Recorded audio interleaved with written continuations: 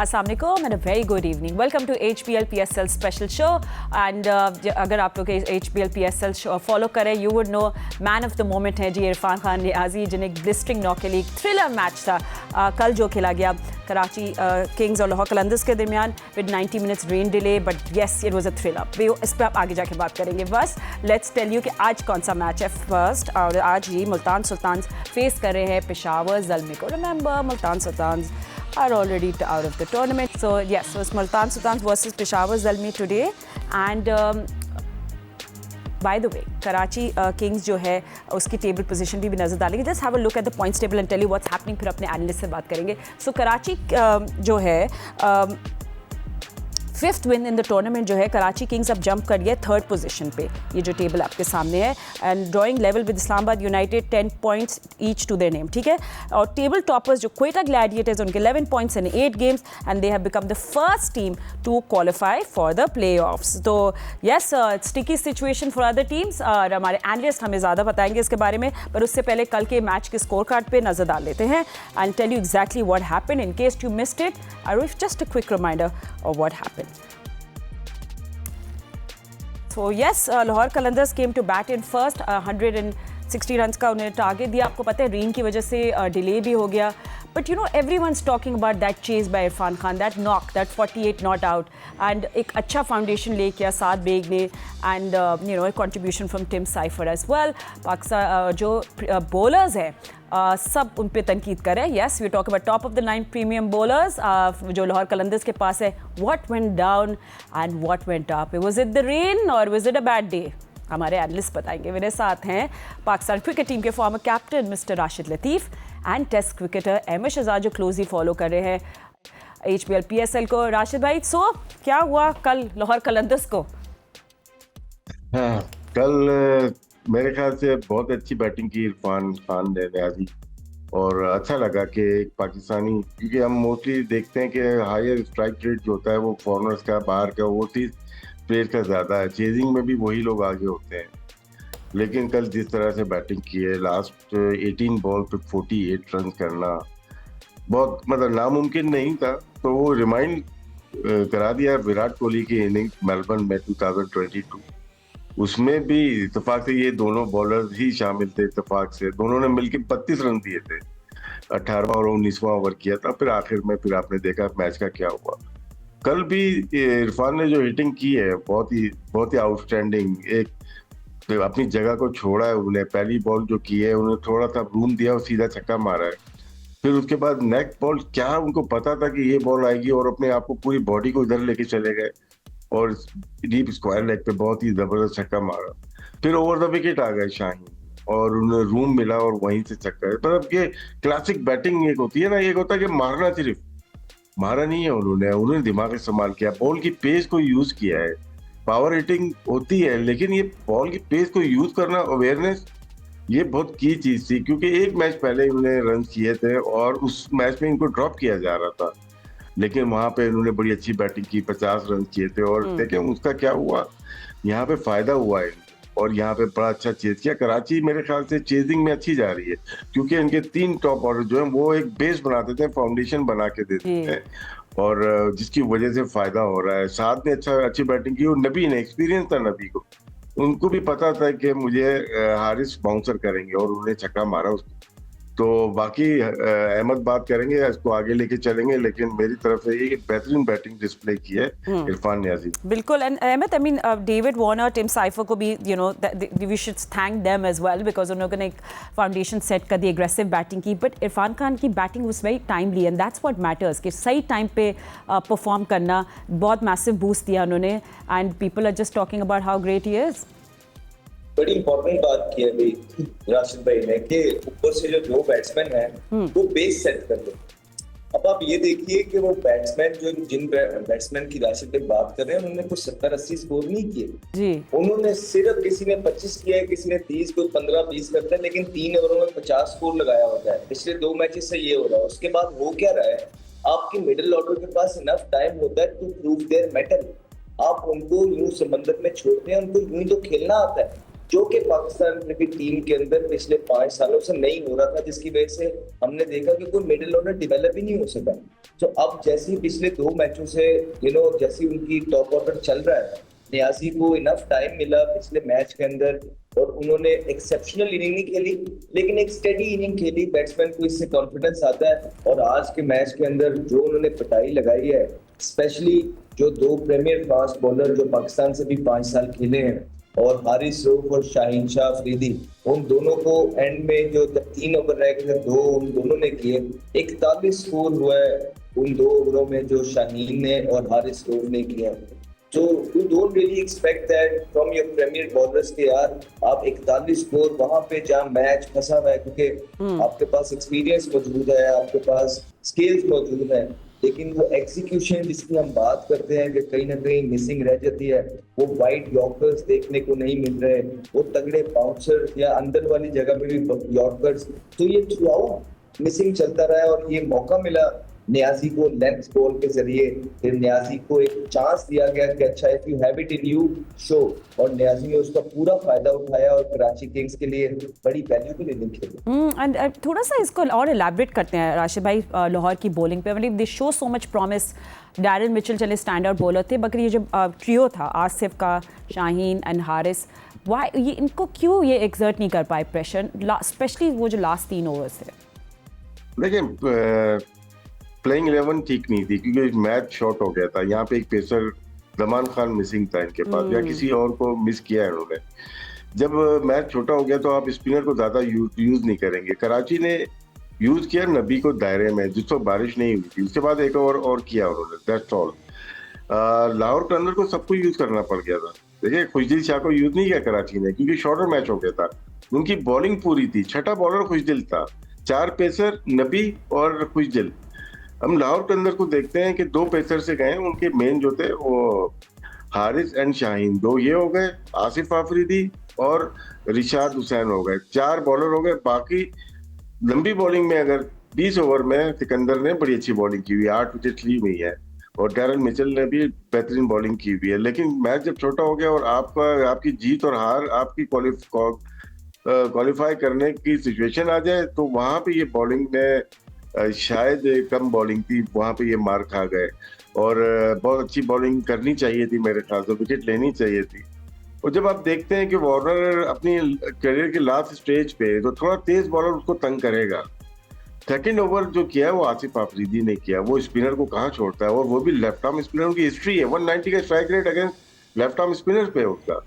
तो वो जो गलती पाकिस्तान ने सेमीफाइनल में इमाद वसीम को करा के की थी, सेम मिस्टेक लाहौर के अंदर उनको सेकंड ओवर करा के थी, और सेम मिस्टेक रिजवान ने ब्रेजवेल से करवा की थी जो 24 रन बनाए थे। तो ये डेटा एनालिस्ट का काम होता है, तो वो कर नहीं पाए शायद। ये सिर्फ मैच खेलने चले गए कि रन ज्यादा हम जीत जाएंगे। शुरू में अगर वार्नर की विकेट लेते ये तेज बॉलर थे तो शायद वहां पे इनको कामयाबी मिल जाती, तो रन कम होते। जो अहमद ने जो बात की, शुरू के 3 ओवर में 46 लगे हुए थे, तो उसका अंदाजा आप लगा सकते हैं कितने रन बन चुके थे और फिर कितने रह गए। ऐसा होता है कि 3-4 ओवर में उनका 12 का रिक्वायर्ड रन रेट जाना चाहिए था, वो तो 10 पे लेके आ गए, 10 पे। और जहां बारिश हुई है, थोड़ी सी गीली ग्रास हो जाती है, तो बॉल रिवर्स नहीं होगी कभी भी। रिवर्स जब नहीं होगी तो लाहौर के अंदर मैच का जीतना, ये नहीं बोलूंगा नामुमकिन है, बहुत मुश्किल हो जाता है। कल जो की फैक्टर हुआ वो रिवर्स नहीं हुई, जिसकी वजह से लाहौर के अंदर को हार देखनी पड़ी। सो ओवरऑल इरफान खान हमने देखा अर्ली ऑन स्ट्रगल कर रहे थे against spin, and then of course ये हम यही पूछेंगे कि कप्तान की तरफ से एक टैक्टिकल मिस्टेक नहीं, should have Sikandar Raza should have come into play और नॉट। खैर हम इस मैच पे बात करें, मुल्तान सुल्तान ऑलरेडी एलिमिनेट हो गई है, बट पेशावर ज़ल्मे को ये मैच ज़रूर जीतना चाहिए because they want to go and playoffs. इस टेबल की सिचुएशन कैसी होगी और लाहौर कलंदर्स का फ्यूचर क्या है? All of this after small break, don't go anywhere.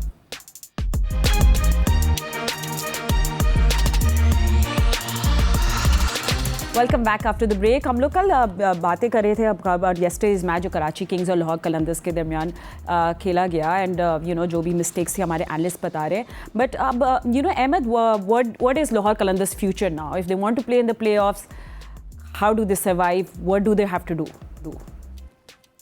नहीं, कुछ नहीं, अपने आप को खुद ही देखे मुश्किलात में लेके आते हैं आप। मुझे नहीं समझ आती है ये जो ट्रेंड है एक बॉलर शॉट खेलने का, किस तरह हो सकता है डैरिल मिचेल आपका आखिर में बॉलिंग कर रहा है, जब आपने देखा भी है हुसैन तलत जो है वो स्ट्रगल किया उन्होंने आखिरी ओवर के अंदर, जब पेशावर जल्मी था एक बॉलर शॉट से खेला, उसके बाद उन्होंने 9 रन नहीं बचा सके, हालांकि वो मुश्किल पिच था।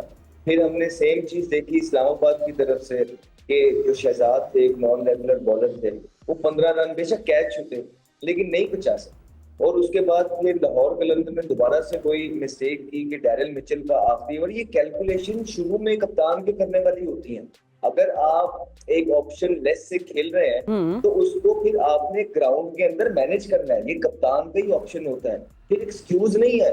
आप एंड में बचा के इसलिए रखते हैं बिकॉज आपका ये ख्याल होता है कि यार अब ये जो मैच है ना ये डू एंड डाई सिचुएशन पे है या आपके मेन बॉलर्स बॉल करें, तो अगर बैटर वहां थोड़ा सेंसिबली खेल के जो कि आज खेले हैं तो फिर आपका आखिरी जो ओवर है वो एक्सपोज होता है, और ये मोर ऑफन देन नॉट हो रहा है। फिर वही बात ब्रेसवेल को अभी रिजवान ने उस दिन बॉलर के सामने लगाया 24 किया, हम यहाँ बैठ के बोल रहे हैं यार हम तो खेल भी नहीं रहे हैं, हम कह रहे हैं कि यार ये गलत डिसीजन था, वो तो फिर भी ऑफ स्पिनर था जो कि इफेक्टिव हो सकता है लेफ्टीज के केस, यार आपने तो उसके आगे लेफ्ट आर्म स्पिनर ही लगा दिया यार। तो यहाँ पे थोड़ी सी आप लोग की गेम अवेयरनेस, कोई प्लानिंग, मतलब ये बड़े ही बेसिक स्टफ होते हैं। फिर फातिमा जब आप इस तरह की गलतियां करते हैं ना फिर you don't expect to win. इतनी जबरदस्त सिचुएशन में लाहौर कलंदर था जिसके पूरे बैट्समैन भी बड़ी अच्छी फॉर्म के अंदर हैं और जिनके बॉलर्स भी बड़ी जबरदस्त फॉर्म के अंदर हैं, उसके बावजूद भी अब उनको ये सोचना पड़ रहा है कि अगला अगर 1-2 मैच ये हार गए तो इनका क्वालिफाई करना जो है मुश्किल हो जाएगा। सो ये दे गॉट नो अदर्स, ये और Islamabad United got no others, किसी को ब्लेम करने की जरूरत नहीं है, इनको अपने ही डगआउट में देखनी है चीजें जो उन्होंने की हैं, इनको वहीं पे विक्टिम मिलेगा और वहीं पे आपको शुरुआत भी मिलेगा। ये ओनली देमसेल्फ टू ब्लेम जहां पे आज कर रहे हैं। ठीक है। एंड अहमद आप बात कर रहे थे लाहौर कलंदर की मतलब बैटिंग पे थोड़ा सा रैप अप कर लेते फिर आगे मैच पे जाएंगे। एंड थोड़ा सा राशिद भाई आई थिंक डिज़र्व करते हैं क्रेडिट कि हम बात ज़रूर करें मोहम्मद नईम की जिन्होंने बनाई 65, end of course Fakhar Zaman तो आपको पता है हॉट फॉर्म में है।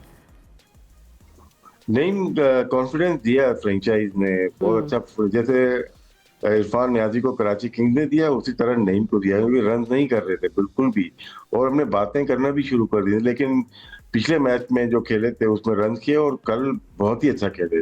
उन्होंने मेन बॉलर्स को टारगेट किया, उसमें हसन अली थे, हसन अली की लेंथ बॉल को उन्होंने जिस तरह से मारा है, और फिर नबी को कल ही हम बात करते हैं कि राइट हैंड को नबी अच्छी बॉलिंग करता है, उन्होंने बॉल नहीं गिरने दी, तो ये उनकी वजह से लाहौर के अंदर यहाँ तक पहुंचे। उनको पता नहीं था कि बारिश हो जाएगी, लेकिन जब मैच खत्म हुआ 91 रन थे 8 ओवर पर, वो सारे के 65 रन इन्होंने 27-28 बॉल पे बनाए थे। बहुत अच्छा टैलेंट लगा, अच्छी पावर हिटिंग कर रहे हैं वो, अच्छी बैटिंग शायद मैं ना बोलूँ अभी, लेकिन अच्छी हिटिंग की है उन्होंने, और इनको जानना चाहिए बिल्कुल लाहौर कलंदर का ये एक पीडीपी से आ रहे हैं, इनको फर्स्ट क्लास में डाल दें 1 साल के लिए, जरा फर्स्ट क्लास खेलेंगे ना मजा आएगा इनको खेलने में, और ये बेहतर हो सकते हैं। इनके पास हिटिंग है, इनको थोड़ा डिफेंस सीखना होगा, सीख जाएंगे, ज्यादा मसला नहीं है, थोड़ा टाइम जरूर लगता है, लेकिन टैलेंट उन्होंने शो किया है कि वो इस जगह पे जो लेके आए गए वो इस काबिल है। बिल्कुल T20 में मेहनत है लाहौर कलंदर की, लेकिन ये मत सोचा जाए कि हम इसको अगले लेवल पे फेंक देंगे, नहीं, वो गलत होगा, बहुत सारे प्लेयर जाके आ चुके हैं। एब्सोल्युटली। और अब्बास आफरीदी को भी हमने मेंशन नहीं किया, we should, is 4 for 27 standard bowler थे कराची किंग्स के। So Ahmed, you want to talk about his bowling, फिर हम आज के मैच में चलते हैं। आई थिंक बहुत जबरदस्त, बड़े अंडररेटेड ऑलराउंडर है, बड़ा अच्छा कमिटेड इंसान है, जो कि कैप्टन को इस तरह के प्लेयर्स चाहिए होते हैं जो हाथ खड़ा करे हर सिचुएशन के अंदर, फील्डिंग के अंदर जान मारे, बैटिंग के अंदर भी एक ऑप्शन मौजूद हो, जिसके साथ 3 डायमेंशनल प्लेयर है, तो एक बड़े जबरदस्त है, लेकिन अंडररेटेड है। आई थिंक ना ही इन्होंने अच्छी परफॉर्मेंसेस की पाकिस्तान के लिए भी, लेकिन उनको वहां पे भी जो है ना ज्यादा मौके नहीं मिले गए।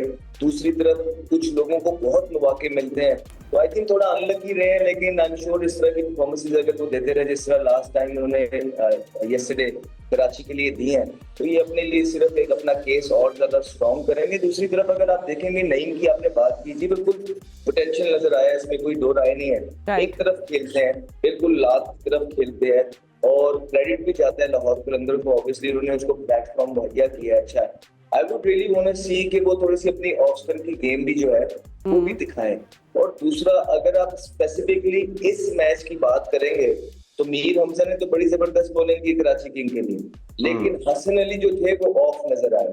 हसन अली ने नए बॉल से भी और पुराने बॉल से भी बड़े ऑर्डिनरी बॉलिंग की है, हालांकि बड़ी अच्छी फॉर्म के अंदर थे, लेकिन हमने पहले भी बोला था कि कराची के अंदर पिचेस में थोड़ा सा स्पाइस मौजूद है, जिसको यूटिलाइज किया हसन अली ने। मैंने यही बोला था कि इंटरनेशनल क्रिकेट में इस तरह के पिच नहीं होते, इवन दो मुझे ये पिचेस पसंद है, मैं चाहता हूँ कि थोड़ा सा बॉलर्स के लिए स्पाइस मौजूद हो, लेकिन इंटरनेशनल क्रिकेट में इंटरनेशनल क्रिकेट में जिस तरह के पंजाब में पिच होते हैं ना, इस तरह के हैं। मैं देखना चाहूंगा कि हसन अली यहाँ कैसे बॉलिंग करेगा। और जो हसन अली ने कल बॉलिंग की है, बड़ी ऑर्डिनरी बॉलिंग की है, वो खुद भी खुश नहीं होंगे। तो नईम को बोले सजा के उन्होंने दिए हैं उनके एरियाज में जिनको वो फुट अवे किया है, बिल्कुल भी उन्होंने चैलेंज नहीं किया, टेस्ट नहीं किया बैट्समैन को early on top of the order, जिसे कहते हैं ना वो चैलेंजिंग लेंथ्स जो होती है, हार्ड लेंथ्स विकेट के अंदर यू मिस आई हिट वाली जो स्ट्रेटजी होती है, वो बिल्कुल नहीं थी जी। एक कैच छूटा अर्ली ऑन, लगी थोड़ा सा रहे, लेकिन उसके बाद जो फॉलो अप डिलीवरीज थी वो फ्री बीज थी, जिसका लाहौर कलंदर के बल्लेबाजों ने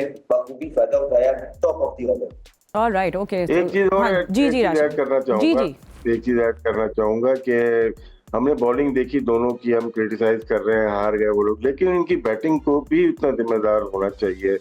जो विकेट थ्रो की फखर ने भी, जो अब्बास की बात कर रहे हैं, वो रन कर सकते थे और सैम बिलिंग्स आउट हो गए, चले उनका कैच अच्छा हो गया। सिकंदर रजा ने थ्रो की, मिचेल ने थ्रो की, आखिर 5 ओवर में 44 रन किए, जहाँ पे बहुत अच्छी बैटिंग हुई। और जो जिन पे हम सबसे ज्यादा तारीफ हम उनकी मिडिल ऑर्डर पे कर रहे थे, थोड़े से रन ये और कर लेते, ये समझे कि हम कर लेंगे, नहीं कर पाए। आखिरी ओवर में 8 रन बने हैं पूरे, उसमें देखें आप। और पहले ओवर में मीर हमजा की जो बात की, उन्होंने बहुत अच्छी बॉल की, 2 रन वो बने, 2 ओवर में 10 रन है। लेकिन ये 4 बैटर्स हैं, फखर ने रन किए, लेकिन फखर अगर फिनिश करते तो मेरे ख्याल से मजीद रन बन सकते थे। लाहौर कलंदर ने आखिर में रन छोड़ के गए ये लोग। ओके, चले ये कराची किंग्स और लाहौर कलंदर्स के मैच को तो हम रैप अप कर लें। Multan Sultans already out of PSL, but वो आज मैच अपने पूरे ऑब्वियसली कंप्लीट करेंगे and they will face Peshawar Zalmi. Last time अगर आपको याद होगा सीजन में जब मिले थे early in the season, 120 run से शिकस्त दी थी पेशावर ज़ल्मे ने मुल्तान सुल्तान को। So let's see what the future holds for Peshawar Zalmi as well and we talk about it after short break. Don't go anywhere.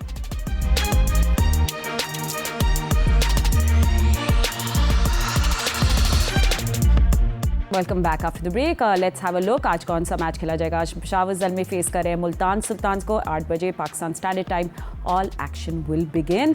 Action for Peshawar Zalmi क्योंकि वो लोग अभी भी रेस में हैं to get in playoffs. Multan Sultan is already out and एक बड़ी shocking चीज़ है बिकॉज मुल्तान सुल्तान एक टॉप परफॉर्मिंग टीम रही है राशिद भाई इन रीसेंट टाइम्स, और इस साल उनकी कैंपेन तो मतलब टेक ऑफ ही नहीं की उनकी फ्लाइट, कोऑर्डिनेशन नहीं, प्लेइंग 11 नहीं। मोहम्मद रिजवान टॉप स्कोरर हैं बट उनकी स्ट्राइक रेट पे सवाल अभी तक लिंगर कर रहे हैं, और उनके टीममेट्स कोई स्टेप अप नहीं कर पाया। So very very disappointing for them. और आपको याद होगा पहले वाले मैच में भी काफ़ी बुरी तरह ये लोग हारे थे। तो 8 मैचेस खेले हैं मुल्तान सुल्तान ने, दे ओनली वन एक मैच, सिर्फ एक मैच जीते। Terrible for them. जी, इस दफा मुश्किलात का सामना करना पड़ रहा है। उन्होंने अपनी पूरी बॉलिंग तो नहीं, जिसकी बात कर रहे हैं अब्बास आफरीदी की अभी बात कर रहे हैं, उनकी लास्ट ईयर 13 विकेट थी, अभी टॉप विकेट टेकर है, 15 विकेट के ऊपर वो मौजूद है। तो कभी कभार आपको प्लेयर्स छोड़ने पड़ जाते हैं, कोई आपका सिस्टम ऐसा बना हुआ है ड्राफ्ट का या ऑप्शन का, और इसमें जज्बातियत नहीं दिखाई दी जाती। बड़े कूल माइंडेड हो के आपको काम करना होता है कि इन्हीं पे गुजारा करना होता है।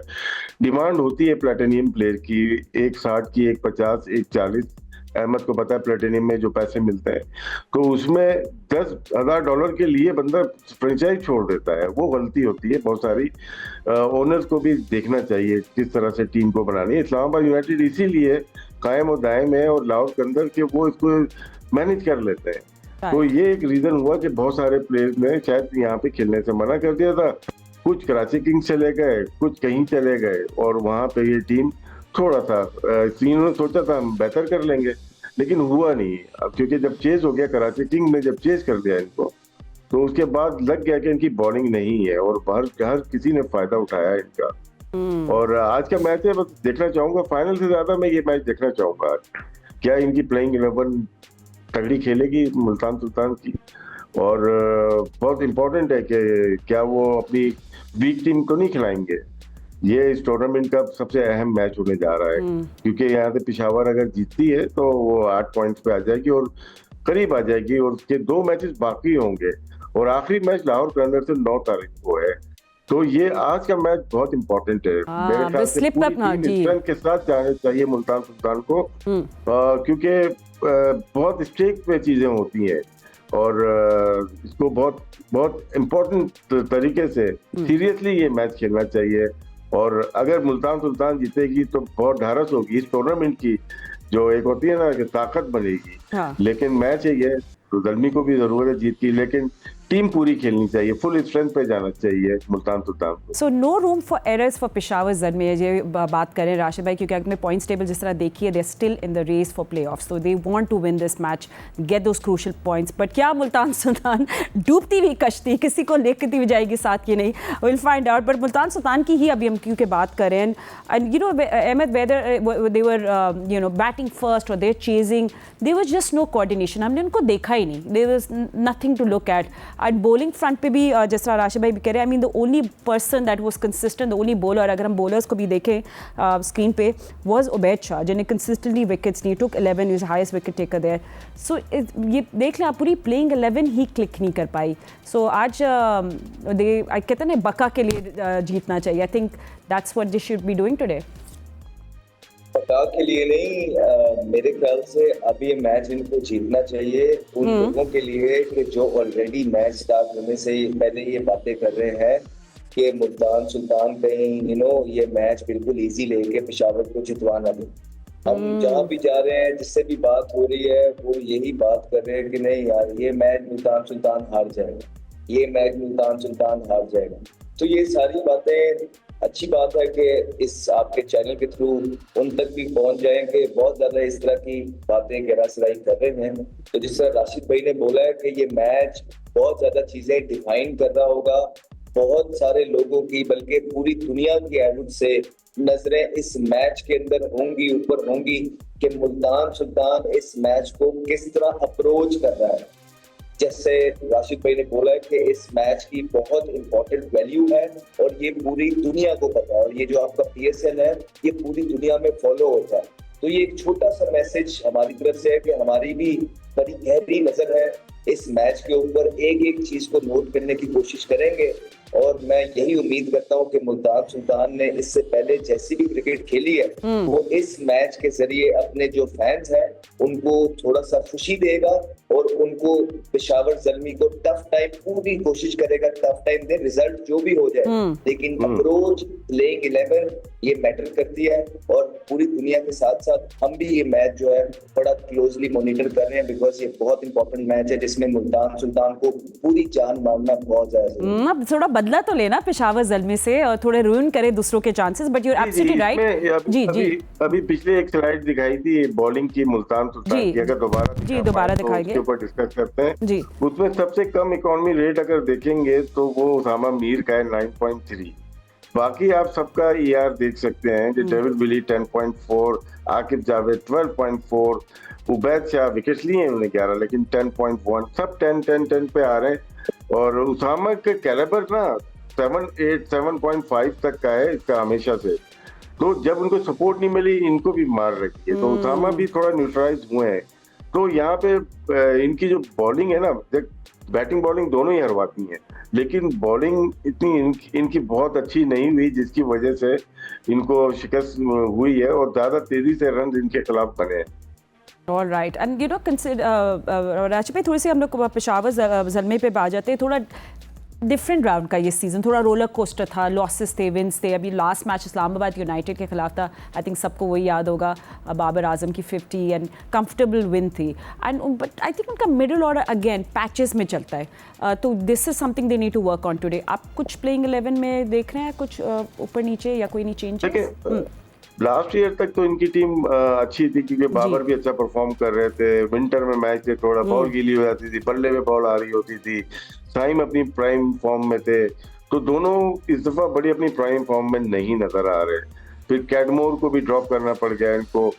3 इनके प्लेयर्स पहुंचे नहीं टाइम पे, नाहिद राणा नहीं पहुंच पाए, बॉस चले गए आईपीएल खेलने, अभी मिचेल ओवन वो भी आईपीएल खेलने जा रहे हैं, एक प्लेयर और है जो कि शायद मैं याद नहीं आ रहा नाम, वो बॉस इन्हीं के प्लेयर नहीं आए जिसकी वजह से नुकसान हुआ। जब आप टीम बना लेते हैं, ड्राफ्ट कर लेते हैं, तो उनके प्लेइंग 11 के हिसाब से करते हैं। जब आपके ये प्लेयर नहीं आ रहे होते तो फिर आपको मुश्किलात होती है। लेकिन दलमी की टीम अच्छी थी, जीत नहीं पाए, और अभी चांस इनके पास है कि इनके पास 3 मैचेस हैं और ज्यादा चांसेस इनके पास हैं कि कुछ भी मैचेस, 2 मैच जीता, आज का मैच जीतते हैं, अगला मैच जीतते हैं, तो ये 10 पॉइंट्स पे पहुंच जाएंगे।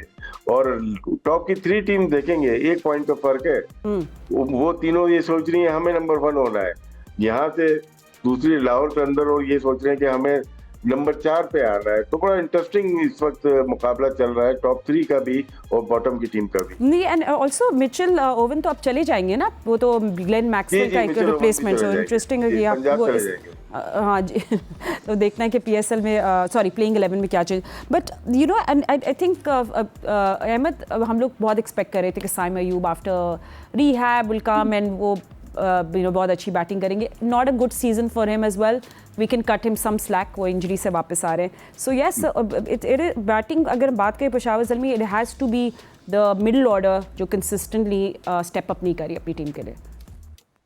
देखिए, साइम अयूब स्टिल यंग है, सीख रहे हैं।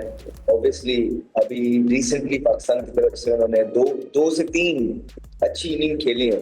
देखिए, उनको इस टाइम सपोर्ट मिल रही है, मिलनी भी चाहिए, क्योंकि पाकिस्तान को टॉप ऑर्डर के फ्लेयर वाले बल्लेबाजों की जरूरत है। उसके बाद अनफॉर्चुनेट रहे, वो इंजर्ड हुए, इंजरी से वो वापस, देखिए इंजरी से वापस आप डायरेक्ट टूर्नामेंट्स में छलांग मारते हैं तो यू एक्सपेक्ट कि आप जो है रिदम में नहीं होंगे। कुछ प्लेयर्स होते हैं जिस तरह फखर जमान थे, जब वो इंजरी से आए वो अच्छा परफॉर्म कर गए, लेकिन साइम अयूब जो है वो उस टच में नजर नहीं आया। हालांकि आते ही पहले मैच के अंदर उन्होंने 50 किया, लेकिन उसके बाद बड़े बहुत कैजुअल शॉट्स मार के आउट हो रहे हैं। मुझे उनके आउट होने से प्रॉब्लम नहीं है, लेकिन वो जिस तरह आउट हो रहे हैं मुझे बड़ा प्रॉब्लम है। फिर आप देखें कि बाबर आजम भी अभी तक वो उस फ्लो में नजर नहीं आ रहे हैं। हाँ, कुछ मैनेजिंग इनिंग्स, जिस तरह हमने कहा है कि 160-70 वाला मैच हो, उसके अंदर बाबर आजम हमेशा इन्वॉल्व होते हैं। जो 140 वाला मैच था वो बल्ला कैरी करके बड़ा उस हिसाब से ठीक, लेकिन वो जो बाबर आजम को हमने देखा हुआ है, जब वो शुरू में आए थे, आके इधर उधर, वो फ्लेयर वो नहीं है, उनको खुद भी पता होगा। फिर मैं ये कहता हूँ कि इतने हैवी स्टाफ जो है, इमामुल हक साहब है, मुश्ताक अहमद साहब है, हाजी अकरम साहब है, ये क्यों नहीं साइम अयूब वगैरह के साथ ही, क्योंकि मेंटल बड़ी चीजों पे काम हो सकता है। मेंटली आप लड़कों को प्रिपेयर कर सकते हो, टेक्निकली जो है छोटी छोटी जो गलतियां हैं आप लोगों को बता सकते हो कि साइम अयूब क्या गलती करे। हम अभी बाबर आजम की बात करते हैं कि जो इनके मेंटोर्स वगैरह ये बाबर आजम के साथ क्या काम कर रहे हैं, जरा हमें वो बताएं। तो दूसरी तरफ जो है बने बनाए प्लेयर जिन्होंने परफॉर्मेंस की होती है, उनकी भी फॉर्म चली जाती है साइम अयूब की। तो ये कैसे हो सकता है कि दो इतने बड़े प्लेयर्स बैठे हुए आपके मुल्क के, जिनको उनके ऑलमोस्ट सारी चीजों का पता है, तो ये प्लेयर्स जो हमारे बच्चे हैं, जो मुल्क की तरफ से सासा है, ये उनके हाथ में है। तो उनकी जो ग्रूमिंग है इस टाइम वो उनके हाथ में है। तो मेरे से ज्यादा इस टाइम वो दोनों बेहतर पोजीशन में है कि जब वो प्रेस कॉन्फ्रेंस में आते हैं तो ये चीजें हैं, ये बातें होती हैं करने वाली के, या क्वेश्चंस भी करने वाले कि इनका क्या आप लोग कर रहे हैं, लेकिन वो इधर उधर की बातें करके जब चले जाते हैं तो अवाम जो है पाकिस्तान की वो बड़ा मायूस होती है। ठीक है, सो बिल्ताज सुल्तान आज प्ले करी है फॉर प्राइड एंड दोनों की डिफरेंट मोटिवेशंस है। ज़ल्मी सर्वाइव करना चाहेगी इस टूर्नामेंट में, सो लेट्स सी। एक बात तो गारंटी है, it's going to be high, it's going to be a thrilling match, और हो सकता है मुल्तान कंडीशन देखिए हाई स्कोरिंग कॉन्टेस्ट भी हमें देखने को मिले। So yes, don't forget to watch this match today, हम लोग भी सब देख रहे होंगे। Thank you to our analyst for joining us. हम आपसे मिलेंगे कल, अभी के लिए इतना ही वक्त है, अल्लाह हाफ़िज़।